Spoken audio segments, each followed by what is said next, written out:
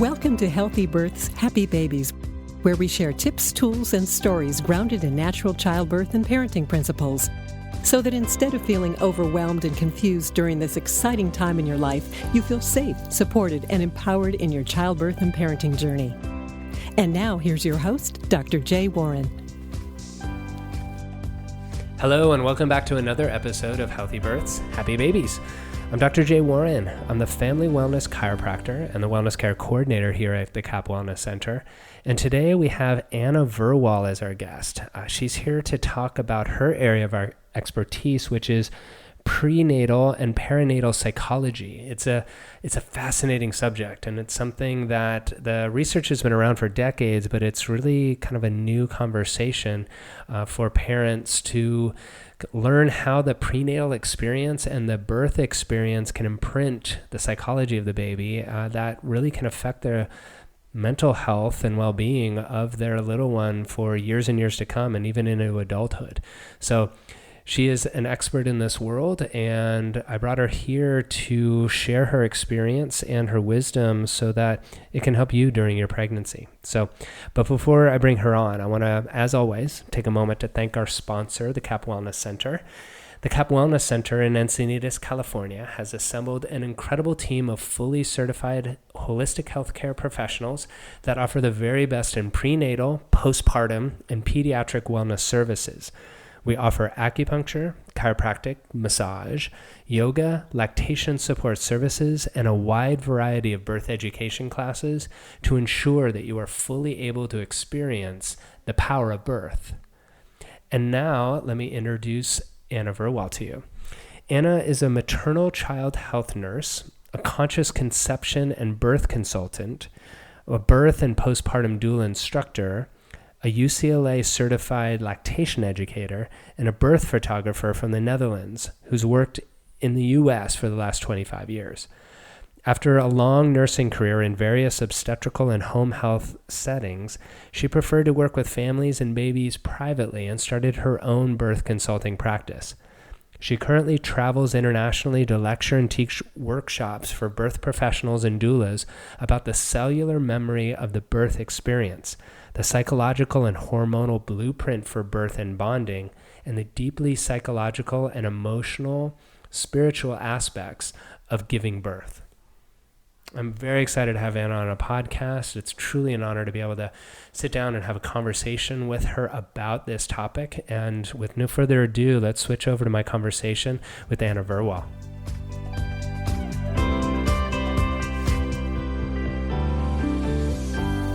Good day to everyone, and thanks for having me. Of course, we're really excited to have you.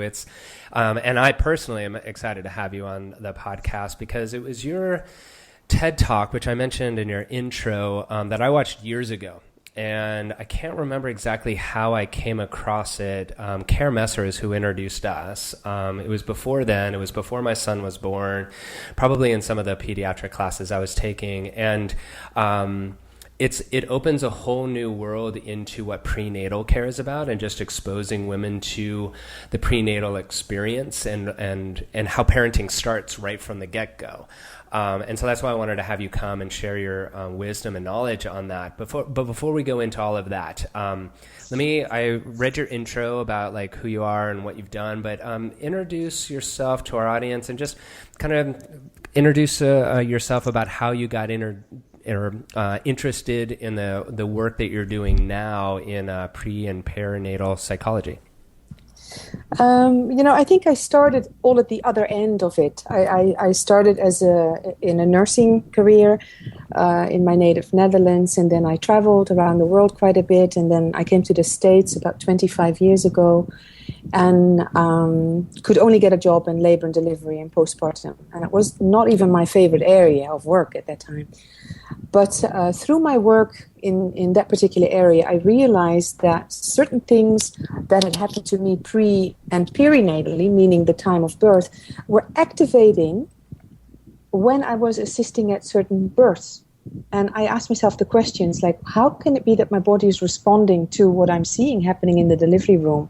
So it made me want to go back and find out a lot more about my own birth. And then I found Dr. David Chamberlain, as a big surprise.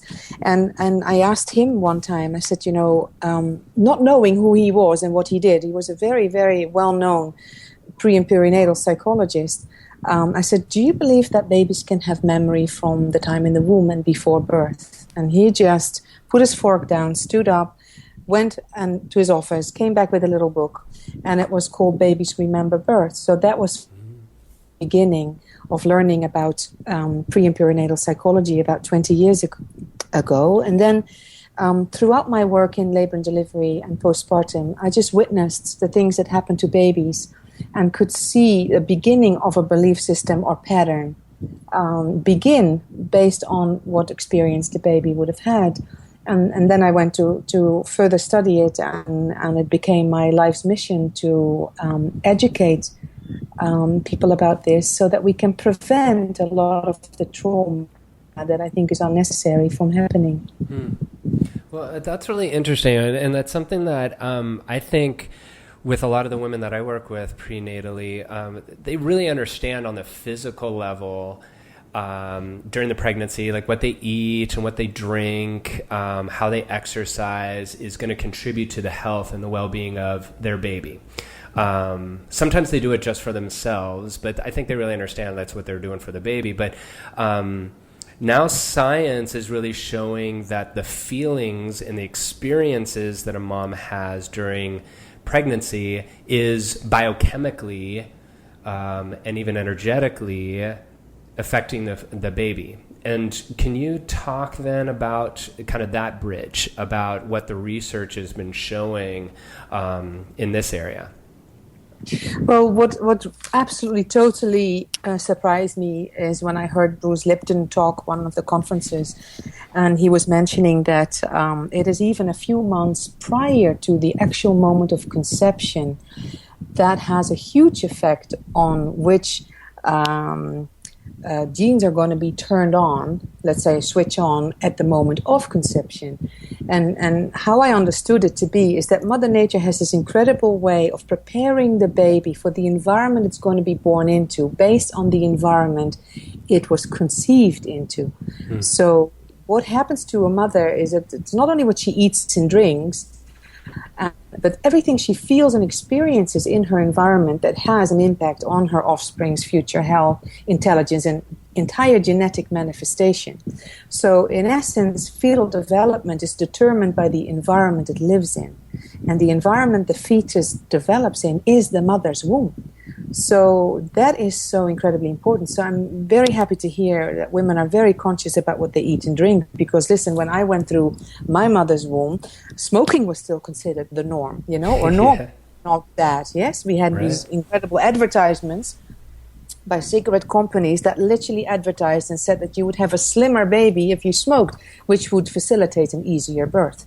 So we've come a long way when we're talking about that, but I still believe that we don't understand enough yet about how the way we were conceived, gestated, and born ourselves has a huge impact on when we conceive our children. And I think that we need to start educating people long before they get pregnant. Like the pregnancy classes or the childbirth classes that you get at the end of the pregnancy are classes that I think are necessary in many ways, but I would like to see preconception classes to help really help couples understand how much homework, how much work you need to do on yourself before welcoming in a baby into your womb. Right. Well, and Bruce Lipton's work really was an eye-opener as far as, I don't think he was calling it back then when I was studying with him in the 90s, but epigenetics is really a burgeoning field showing how experience, and that means emotional experience, turns on and turns off genes. Instead of it just being, you get half the genetic code from one sperm and one from the egg, and hopefully it's good ones. You can affect that. Yeah. Just imagine that when you think of it this way, that's why I love so much what I do. If we were to have one generation of consciously conceived children that were wonderfully supported in the womb and had an as natural as possible birth experience, how would that change the frequency and the energy and the vibe on our planet? So in one generation, you can transform the world, basically. Right. So it doesn't take a lot. But what really fascinates me is that we have manuals for so many things in life. How your phone works, how you drive your car, but there's no manual how to bring another soul into this world. Right. Right. And, so as far as that preconception or conception period, I mean, there are many couples that plan their pregnancy, and even in the planning process, there can be a lot of stress around it. If they're having difficulty conceiving, there can be a lot of stress around bringing this baby in, and then maybe some relief finally. And then there's obviously like unplanned pregnancies. And it seems like what you're saying is that will then affect the genetic expression as well as the emotional expression of the baby that comes in. Do you know, can you explain how that mechanism kind of works? I mean, obviously that's a new field, but how could you explain to our listeners how that is about? Well, what I've learned is that if you look at fetal development being determined by the environment it lives in, they say that the stress hormones of the mother do cross the placenta to the fetus, and fetuses are mimicking what the mother is doing, how she's feeling. So for babies that are developing in the womb, you see that babies that come through incredibly stressful environments, and I'm talking about women that use drugs, use cocaine, we see that these are very tiny babies very often, because in a way it's shutting down visceral functions to conserve the energy of the baby and the growth of the protection of the brain. We see that these babies have been promoting protection, the protection of themselves, but not the growth. So we see these, intrauterine growth-restricted babies coming through very stressful pregnancies. Perception is what Bruce Lipton says, alters the biology. It switches the genes on or off, what you just mentioned. Perception is what controls the behavior. Environment controls the gene activity, and environment is what shapes fetal development. So Mother Nature was so wise to make sure that a baby is prepared for the environment it's going to be born into. And what he said, which really, I remember being so in awe when I heard that, is that when a mother is living in a lot of fear or stress, the part of the baby's brain that's going to be really developed is the hindbrain, is the more reptilian part of the brain, because that is the part of the brain you need in order to survive in a very stressful environment. Yeah, but if you have a very supportive pregnancy and a very loving partner doting on you, and you're happy and you're eating healthy, then they even say that 50% of your child's intelligence can already be determined pre-conception and prenatally. So you create a child that has had those experiences, that will therefore go into the world expecting the world to be just like that and looking for the world to become like that. So that what you were exposed to in utero is very much what you're going to repeat on the outside once you're born. And Mother Nature's prepared you for that in order for you to be able to survive that. Right. Well, and I think that concept is really important, I think, for parents to hear, because in working with a lot of people, it's almost like the pregnancy is this time to get ready, and then parenthood starts when the baby comes into the world.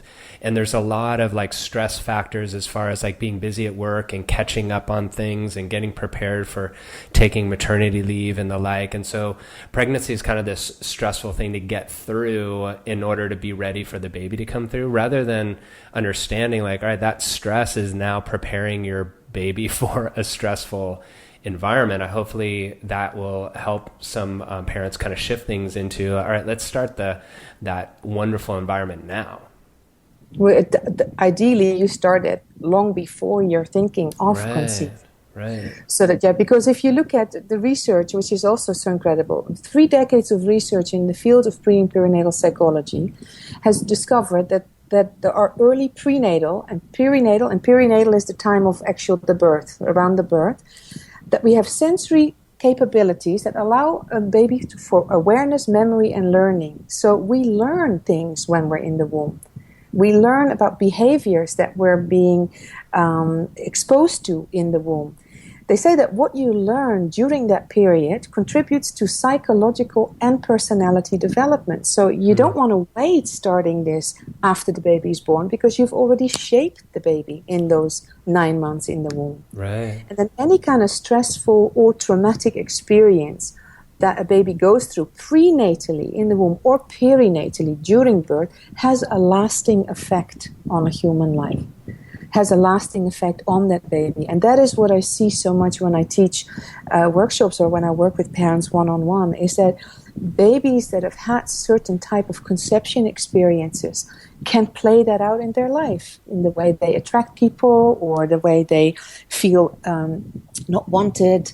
I've heard so many stories in all the years, listening to parents, that say, oh my God, I wish I would have known the conception wasn't really wanted. My husband wasn't on board until the 4th month, or we had such problems conceiving, there was too much stress.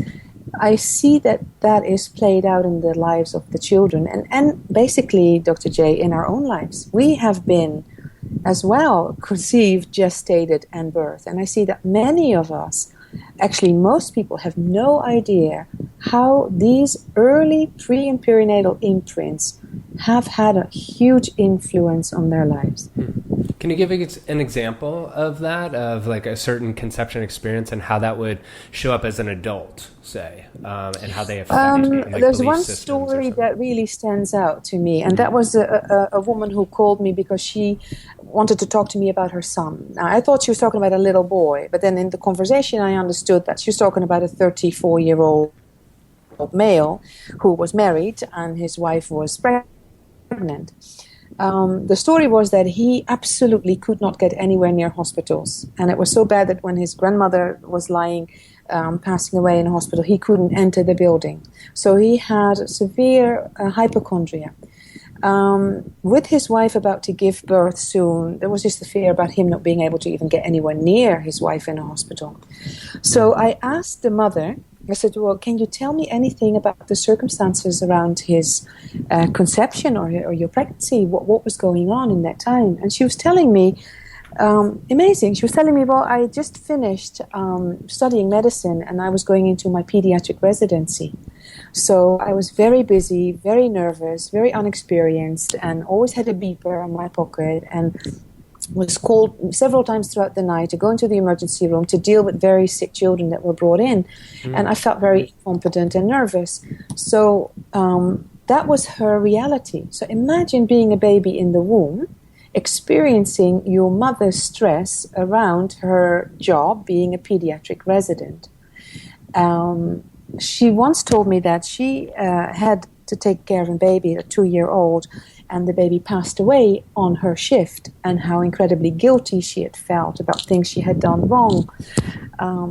Then I asked her, I said, how did you find out, when did you find out you were pregnant? And she said, well, that is even more baffling, because the stress I was under was so high that it took me 5 months before I discovered I was pregnant. I just thought I didn't have my period because of the stress. Wow. But then she said I had some discomfort, so we quickly put an ultrasound on me at nighttime, and lo and behold, I was already 5 months along.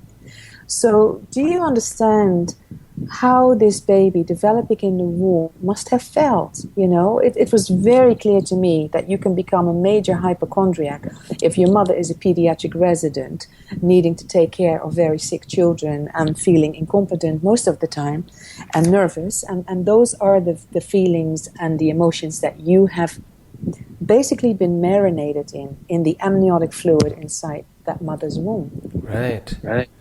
Now, was that something that once that was brought to their awareness, that it was able to be shifted? Or like, what do you do once you realize that your birth experience or your prenatal experience is affecting you so dramatically? Well, I think that I asked this woman if she wanted, she could give her son my number and we could talk as part of this session, because she just wanted me to talk to him alone, you know, and we did. was an amazing conversation because he just started to understand, oh my God, I hate the smell of hospitals. I can't bear to go anywhere near these buildings. I have a physical reaction when I get to hospitals. I don't want to be inside. I don't feel good about it. And I said, do you understand that you're feeling your mother's feelings when you enter a hospital? This was her stress that you're reminded of, and it's in your body, and you need to let that go. Work on letting that go.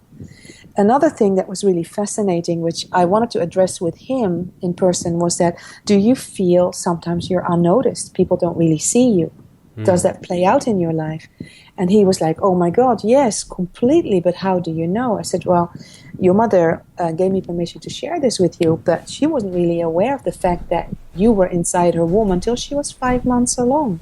So the first 5 months, you were not noticed. You were not acknowledged. You basically weren't there. So that must also be a theme or a pattern in your life that must have come up for you.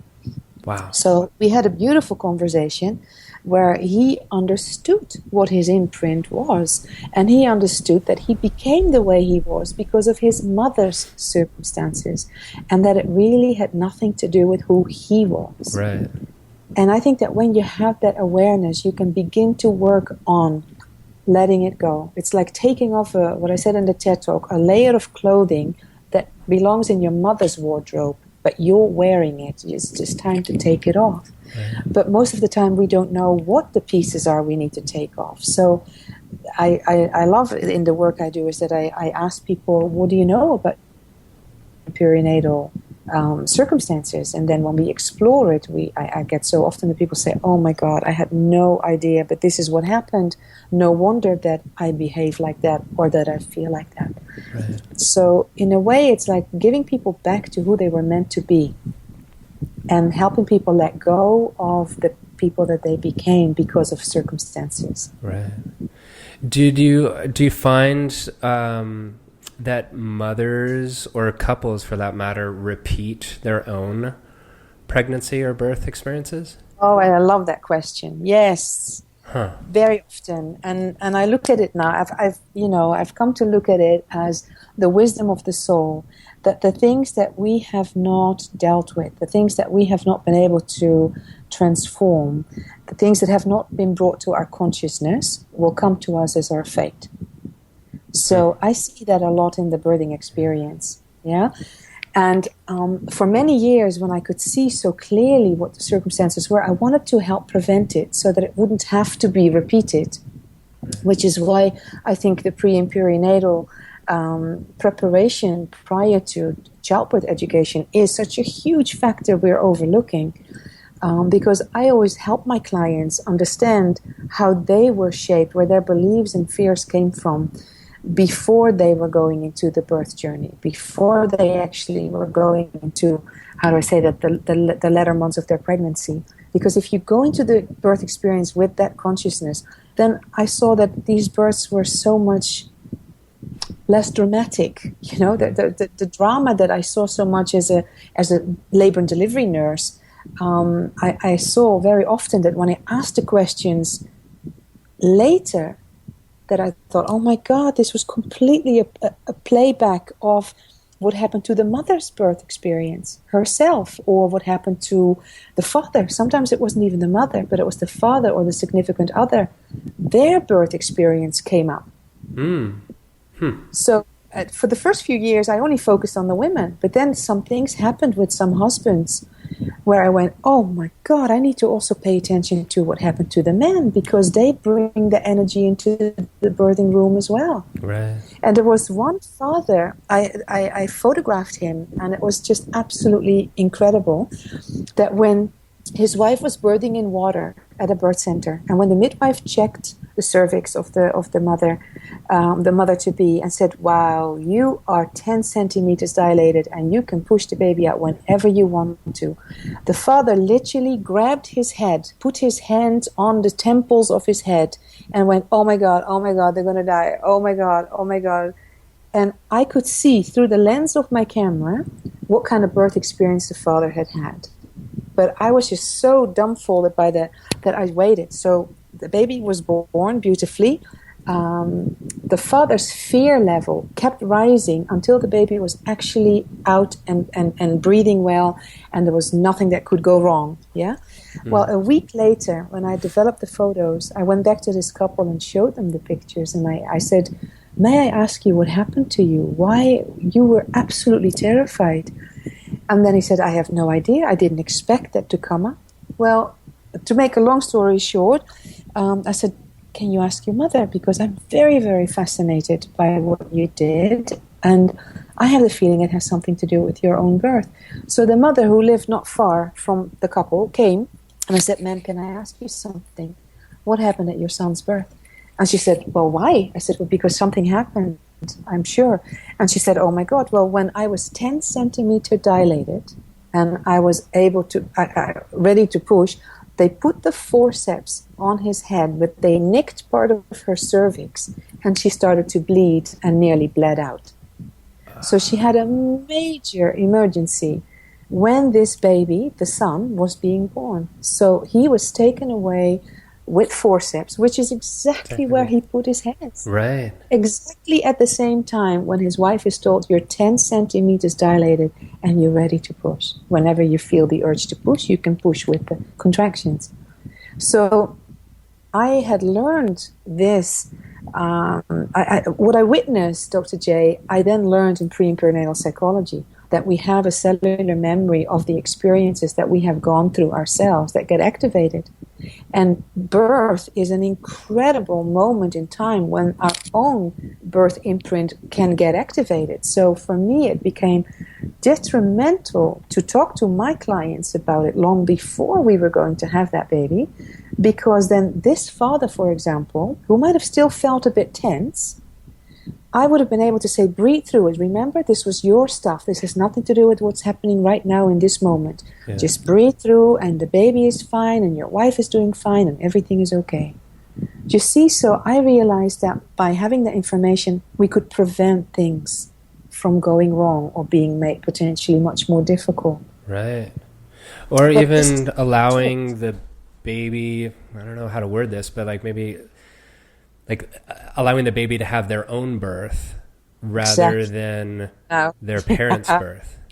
I love what you're saying, because now we're looking at baby's consciousness. I have really come to believe that the children that are being born into a family know the issues that are playing out in that family, and that they partially want to come in to work with that as well. So I have seen babies behave in ways at birth that I know that I'm dealing with pure consciousness, absolute consciousness and choices. And you say, are we the victim of our birth experience? I don't really think so. I think it's a conscious event. And yes, I have to agree, there are many births that are very unpleasant, but the things that we were meant to learn from even those experiences could be life-transforming, and that was why they were meant to be the way they were. Right. But we are having I find it very difficult for a lot of people that don't get someone to be able to talk to that's going to help them understand why the birth went the way it did, why the baby is having issues breastfeeding and is pushing the breast away. Then it's always a sign for me that the mother has issues being rejected. So I start dealing with rejection in the mother, and I'm watching the baby's behavior as a lactation person when I did that as a home health nurse. And I would go to a little bit more to the source of the problem, so that then the physical problem could dissipate, could just go away. Right. Wow. Does that make sense what I'm trying to say? It does. Okay. It does. Okay. I mean, and so in our last couple of minutes, how can people get in touch with you? I'm sure people listening to this episode are like with big wide eyes wanting to probably learn more. If they do, how can they get in touch with you to possibly do a session or to learn more about your work? I think the easiest would be through email. I travel quite a bit, so sometimes there's a bit of a delay in my ability to respond. And then if people feel that they want to explore their own pre and perinatal imprints and how that affects their life, or they want to explore how the birth of their baby didn't go the way they want, but how can they still look at it as a transformative experience that actually brought a lot of healing, but they don't quite understand that part of it yet. email me and see what, and I do sessions on Skype. Right now I'm in Brazil, so, Yes. the only way I talk to people is through Skype, like we're talking now. But that is a very good way. I don't have to be with people in person in order to sense what happened to them. And then I send a long questionnaire to people ahead of time so that they can find out a little bit more about their own pre- and perinatal circumstances, and that will help me greatly focus on where we need to look, in order to help them.